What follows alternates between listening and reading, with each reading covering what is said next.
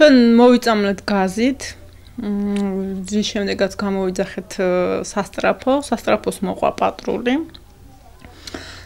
და საღამოს ვნახეთ, რომ არ მქონდა ოქროები. და შევატყობინა მეორე პატრულს. შემდეგ წაგვიყვანეს, დაგვკითხეს, მოვიდნენ აქაც. მეორე დღეს დაგვიბარეს, მაგრამ არ გვაჩვენეს.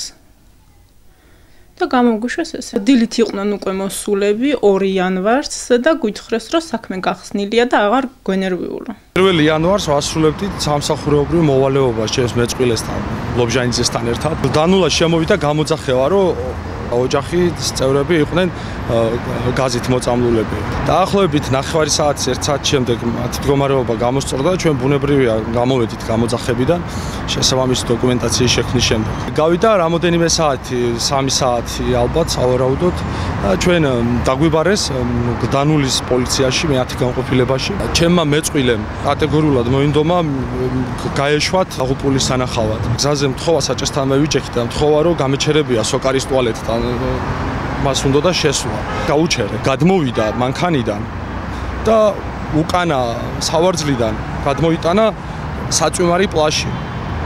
ჩაიცვა აღნიშნული საწვიმარი პლაში და პლაშით შევიდა საპირფარეშოში. რამაც ჩემში რა თქმა უნდა გამოიწვია ბუნებრივად ეჭვი. აღნიშნულ საპირფარეშოში დარჩა დაახლოებით 20-23 წუთი. საქმის გამომძიებას მოახსენე დეტალურად, რომ მე მქონდა ეჭვი, რომ ჩემს მეწყვილეს შეიძლებოდა სავარაუდოდ ჩაედინა აღნიშნული დანაშაული. მათ გადაამოწმეს ჩემს მიერ მიღებული ინფორმაცია, რაც დადასტურდა. ნაცვლად იმისა, რომ ჩემთვის მადლობა ეთქვათ, რომ მე საქმე გავხსენით, მათ დაიწყეს ზეწოლა ჩემზე და მითხრეს, რომ დამეწერა პატაკი სამსახურიდან წასვლაზე. ეგ მითხრა კონკრეტულად ჭანტურიამ თბილისის საპატრულო პოლიციის უფროსის მოადგილემ. მან მითხრა, რომ ზემოთ იყო ასე გადაწყვეტილი და უნდათ მე წავსულიყავი აუცილებლად და თუ არ წავიდოდი, მაშინ ისინი თვითონ გამიშვებდნენ.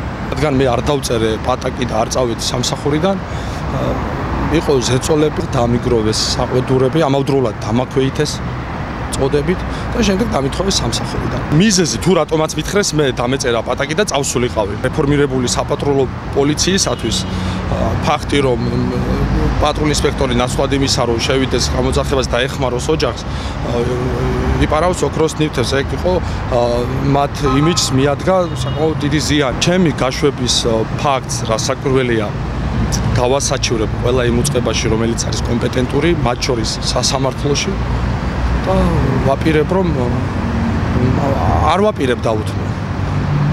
უკანონოდ გამომიშვეს თვლი და აღნიშნულ ფაქტს გავასაჩივრებ აუცილებლად.